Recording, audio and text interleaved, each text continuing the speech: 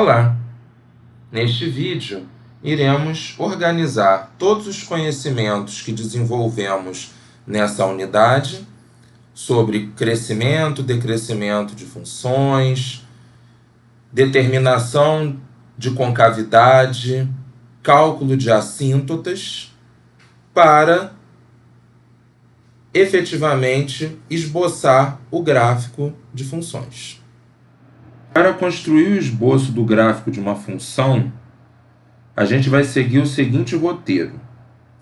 Primeiro, nós vamos calcular o domínio desta função, que vai consistir exatamente do conjunto dos números reais, tirando dele aqueles valores de x para os quais a expressão da função f tem restrições.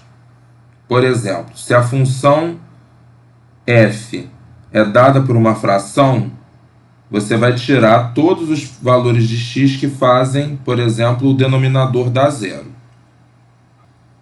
Depois nós fazemos o cálculo do ponto de interseção do gráfico com o eixo y, que basta você fazer f de zero, né? O número que o gráfico vai tocar aqui no eixo dos y, né, vai ser exatamente o f de zero. E os valores para os quais o gráfico toca o eixo x aqui vão ser calculados fazendo f de x igual a zero, né? Então, resolvendo esta equação aqui, os valores de x que vamos encontrar como soluções serão exatamente os números onde o gráfico toca o eixo x. Depois nós calculamos os pontos críticos da função, que são todos os valores de x do domínio, onde ou a derivada dá zero ou ela deixa de existir. Depois a gente ver quais são os intervalos de crescimento e decrescimento da função. Isso a gente faz analisando o sinal da derivada primeira. E calculamos os extremos através do teste da derivada primeira. Depois a gente vê quais são os valores de x do domínio que anulam a derivada segunda ou fazem essa derivada segunda deixar de existir, né? Porque aí esses pontos vão ser os possíveis pontos de inflexão do gráfico. Analisando o sinal da derivada segunda, nós conseguimos determinar qual vai ser a concavidade do gráfico ao longo de todo o domínio. Depois a gente calcula assíntotas, que o gráfico pode ou não pode ter, e depois as interseções que esse gráfico pode ter com essas assíntotas. Com base em todas essas informações, vai ser possível construir o gráfico. Então, na verdade, o que a gente vai fazer aqui não é nada de novo, né? Nós só vamos juntar as peças desse quebra-cabeça. Todas essas peças aqui, listadas nesse roteiro, serão importantes para que possamos construir o gráfico de uma função. Vamos ver este exemplo. A função f é dada por f de x igual a 1 sobre x menos 1 sobre x ao quadrado. O domínio desta função vai ser o conjunto dos reais, tirando todos os valores que dão restrições para essa expressão. Aqui a gente só vai ter uma restrição, que é exatamente quando x é igual a zero, porque x igual a zero anula esses denominadores aqui. Então, o domínio vai ser r tirando o zero, que podemos denotar também por R asterisco. Esse gráfico não vai cortar o eixo dos y, então, né? Porque você não vai conseguir calcular f de zero, visto que zero não pertence ao domínio. Já para achar os pontos de interseção com o eixo x, a gente calcula as soluções desta equação aqui, f de x igual a zero. Substituindo o valor de f de x aqui, né? A gente fica com 1 sobre x menos 1 sobre x2 igual a zero.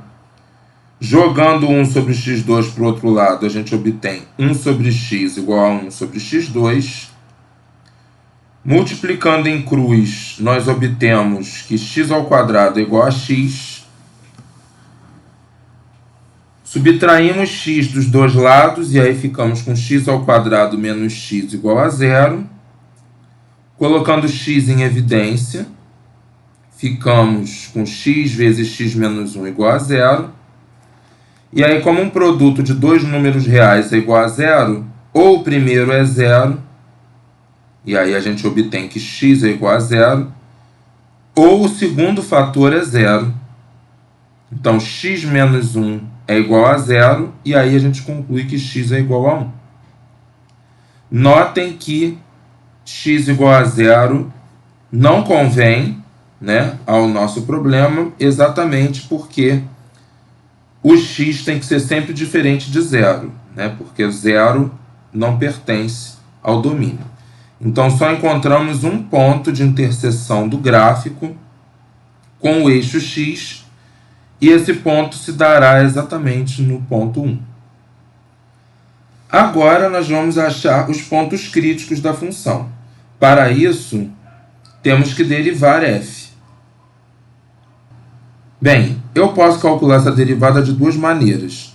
Ou eu faço MMC aqui e uso a regra do quociente, ou então eu posso pegar cada uma dessas frações aqui e escrevê-las como uma potência de x com expoente negativo, e aí eu calculo a derivada. Eu vou fazer exatamente desse jeito. Derivando aqui, vai baixar o expoente, menos 1, e vai tirar uma unidade do expoente dessa potência, vai ficar x elevado a menos 2. Mesma coisa aqui com essa segunda parcela. Vai baixar o expoente, então vai ficar menos 2, com esse menos aqui vai ficar mais, vezes x elevado a menos 3. Depois que a gente derivou, a gente reescreve essas potências agora com o expoente positivo, jogando a potência para o denominador. Chegamos nessa conclusão.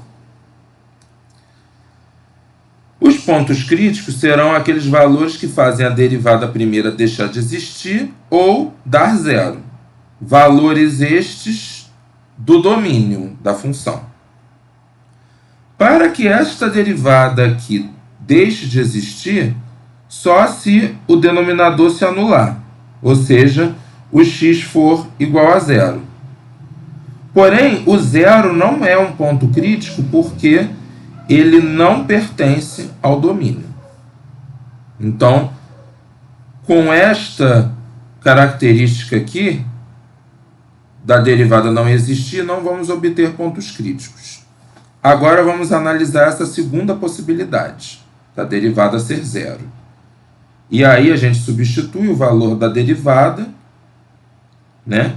Joga esta fração para o outro lado, faz o produto em cruz, e aí a gente vai chegar a x ao cubo igual a 2x ao quadrado. Jogamos o 2x ao quadrado para o outro lado, colocamos o x ao quadrado em evidência, e aí vai ficar x ao quadrado vezes x menos 2, igual a zero. Para que um produto seja igual a zero, ou o primeiro fator é zero, e aí a gente conclui que x é zero, ou o segundo fator é zero. X menos 2 igual a zero, a gente conclui que x é igual a 2. Novamente, descartamos essa possibilidade porque o zero não pertence ao domínio. Portanto, obtemos apenas um único ponto crítico. nesta função. Agora, analisando o sinal da derivada primeira, a gente vai descobrir qual é o comportamento de crescimento e decrescimento da f. Primeiro a gente desenha o domínio da função, né? Está aqui, r tirando zero, e marca os pontos críticos, que no caso só teve um, que foi o ponto 2. Então, teremos 3 intervalos para analisar. Esse primeiro, esse do meio e esse terceiro aqui. Para saber o sinal em cada intervalo dessa derivada, basta pegar um ponto e substituir. Por exemplo, se você pegar aqui nesse intervalo o ponto 1 e substituir aqui na derivada, vai dar menos 1 mais 2. Portanto, o resultado vai ser positivo. Então, o sinal neste intervalo aqui vai ser positivo. Fazendo o mesmo nos outros intervalos, né? Aqui, por exemplo, você pode pegar o 3, né? E aqui você pode pegar o menos 1, por exemplo. Jogando lá na derivada, você vai ver que o sinal neste intervalo mais à direita é negativo e no intervalo mais à esquerda também. Portanto, o comportamento da função aqui nesse primeiro intervalo vai ser de decrescimento. Nesse do meio vai ser de crescimento. E nesse último aqui vai ser de decrescimento. Ora, como no ponto crítico o sinal mudou de mais para menos, isso significa que aqui a gente tem um máximo local. Agora nós vamos fazer o mesmo procedimento para a derivada segunda. Pegamos a derivada primeira, escrevendo cada parcela dessa daqui como potência de expoente negativo, para facilitar o cálculo da derivada. E aí derivamos de novo. E aí vamos obter essa expressão aqui. E aí a gente faz a derivada segunda igual a zero, ou vê onde ela deixa de existir. Ela só deixa de existir no zero, né? Que é onde anula o denominador, mas aí o zero não está no domínio, então a gente descarta esse cara aqui como candidato a dar ponto de inflexão. O segundo caso é o caso que a derivada dá zero, aí a gente iguala a zero, joga esse 6 sobre x à quarta para o outro lado, faz o produto em cruz, faz um procedimento parecido, né? E aí a gente vai resolver a equação e vai obter x igual a zero ou x igual a 3. X igual a zero descartamos porque não pertence ao domínio. Depois a gente desenha o domínio da função, marca aqui os pontos que nós encontramos, no caso só achamos o 3, e aí a gente analisa o sinal da derivada segunda em cada um desses intervalos que vão aparecer aqui. E aí você tem que pegar um valor em cada intervalo e substituir lá na derivada segunda. Então, se você, por exemplo, pegar o 1 aqui, nesse intervalo do meio, e jogar lá, vai dar quanto? Vai dar 2 menos 6. Então, vai dar menos 4, que é negativo, né? Então, o sinal desse intervalo aqui, de 0 a 3, vai ser negativo. Aí você faz o mesmo procedimento para os outros intervalos e vai descobrir que o sinal nesse primeiro é negativo e no último é positivo. Portanto, nesse primeiro intervalo a concavidade vai ser voltada para baixo, nesse segundo também, e nesse último a concavidade vai ser voltada para cima. Como aqui no ponto 3 a concavidade alternou de estar para baixo para estar para cima, então o 3 vai dar um ponto de inflexão para este gráfico. Calculando assíntotas agora, né, a gente vai começar pelas horizontais, que a gente tem que pegar a função e fazer o x tender a infinito, e ver se isso dá um número real. Se der um número real, então nós temos a assíntota horizontal. Repare aqui que tanto faz se o x tender a mais ou a menos infinito, cada uma dessas frações aqui vão tender para zero. Logo, esse limite vai ser igual a zero, é um número real, e aí a gente conclui que este gráfico vai ter a assíntota horizontal, que vai ser exatamente a reta y igual a zero.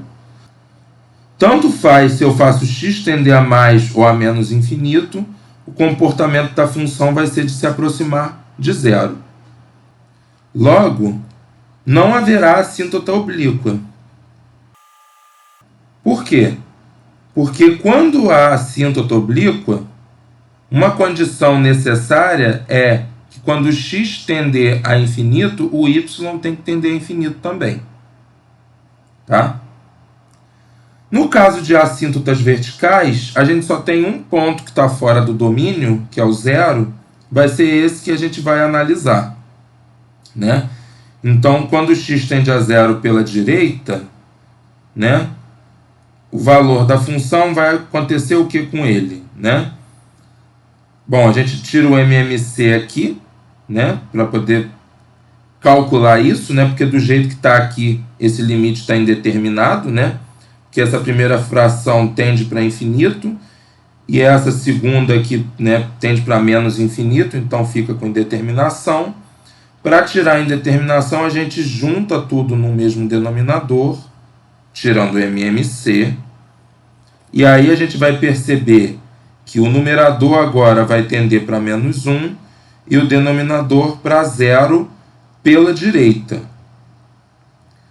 Portanto, o limite vai ser infinito com sinal de menos, porque o numerador é negativo, né? E o denominador, apesar de estar tendendo para zero, ele é sempre positivo.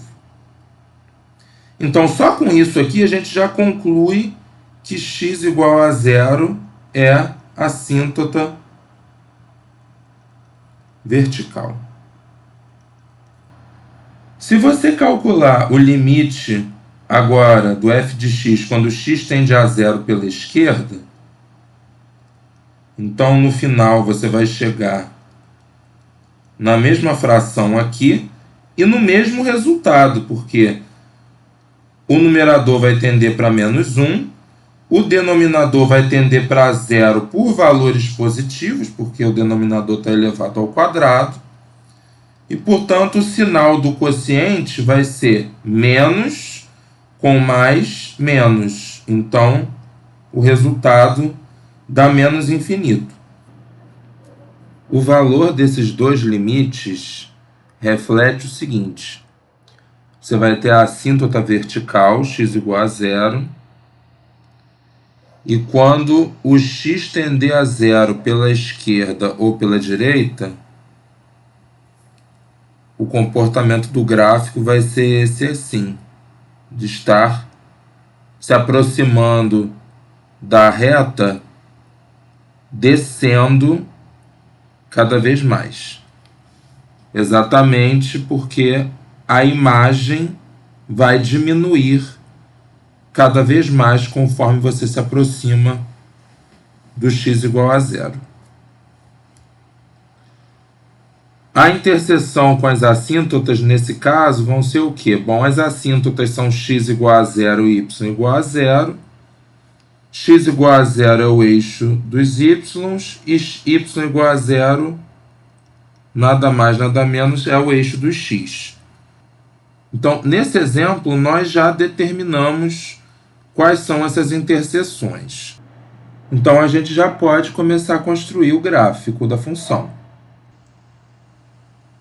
Nós pegamos os extremos e o ponto de inflexão e calculamos o ponto do gráfico da f associado. Basta pegar os valores obtidos e substituir aqui na função. Quando você fizer f de 2, vai achar 1/4, e f de 3 vai achar, fazendo a conta aqui, 2/9. E aí a gente já pode marcar esses pontos no plano cartesiano e aí o gráfico ele vai passar por todos esses pontos aqui que estão marcados. Eu indiquei aqui, né, quem vão ser os máximos locais, os pontos de inflexão e as retas que vão ser assíntotas. Então, olha, ó, do zero em diante, a trajetória vai ser de crescimento até chegar no 2 e depois de decrescimento. Como x igual a zero é uma assíntota, então o gráfico vai vir daqui de baixo, vai passar pelo ponto 1, 0, chegar nesse máximo local, vai começar a decrescer. Quando chegar no ponto de inflexão, a concavidade que estava voltada para baixo tem que mudar. Então ela vai passar a estar voltada para cima e vai se aproximando cada vez mais da assíntota sem cortar o eixo do x, porque nós vimos que o único ponto onde corta o eixo do x é exatamente no x igual a 1. Do lado esquerdo do zero, né, o comportamento vai ser todo de decrescimento, né? E a gente sabe que ele vai ter que se aproximar tanto dessa assíntota horizontal como da assíntota vertical, né? Então o comportamento vai ser exatamente esse aqui e o gráfico está esboçado. Conforme eu tinha prometido no vídeo anterior, vamos fazer um exemplo de função que tem assíntota oblíqua. Esta função f, repare, o domínio dela vai ser todos os reais tirando 1, porque o 1 anula o denominador aqui. Se você fizer a conta, você vai ver que x igual a 1 vai ser exatamente uma assíntota vertical. Mas essa função vai ter assíntota oblíqua também. O que você tem que fazer para constatar isso? Calcular esses dois limites aqui, né, que nós vimos no vídeo anterior, e ver que eles resultam em números reais, onde o a é não nulo, né, que é a inclinação da reta. Então, quando você substitui o f de x aqui, né, você vai simplificando a expressão, vai chegar em x sobre x menos 1, dividindo tudo por x, você chega nessa expressão aqui. Quando x for para infinito, essa fração vai para zero e você vai obter 1, ou seja, o a vale 1. Substituindo o valor de a aqui, né, você vai ficar com f de x menos x, e aí esse limite aqui, calculando ele, você vai obter 1 também. Então, o a é igual a 1, b é igual a 1, você vai ver que y igual a x mais 1 vai ser uma assíntota oblíqua. Bem, como esses limites aqui você obtém 1 e 1, independente se o x tende a mais ou menos infinito, então isso significa que quando o x tender a mais ou a menos infinito, o gráfico vai se aproximar desta assíntota aqui. Calculando os outros elementos do gráfico, você vai ver que você tem dois extremos, um de máximo e um de mínimo, né? Que vão ser obtidos exatamente no x igual a 0 e no x igual a 2. Vendo o valor da função nesses dois números, você obtém 0 e 4, e, portanto, você tem aqui os pontos do gráfico, que você marca, né, aqui. Então, 0, 0 vai ser um ponto de máximo, 2, 4, um de mínimo. Você desenha as duas assíntotas obtidas aqui, e o desenho do gráfico vai ser exatamente assim. Um pedaço com concavidade para cima, passando por esse ponto de mínimo, e um outro pedaço com concavidade para baixo, passando por esse ponto de máximo.